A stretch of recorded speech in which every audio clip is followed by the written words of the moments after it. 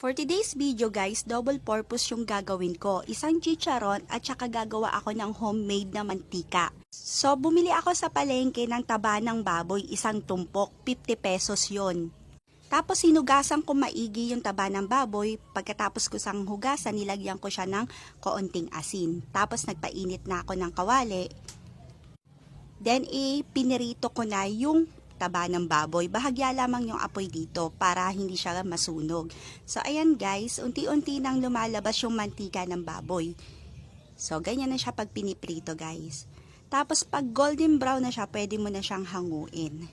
So, ayan. Ito na yung finished product ng chicharon ko, na homemade chicharon. O, diba guys, ang sarap nito. So, gumawa kasi ako kahapon ng suka, kaya ayan, meron akong pang sausawan. So, tikiman time na guys. So, ang sarap nito guys, ayan o, ang lutong. Tapos, ito yung naipon ko na mantika dun sa taba ng baboy, diba ang dami.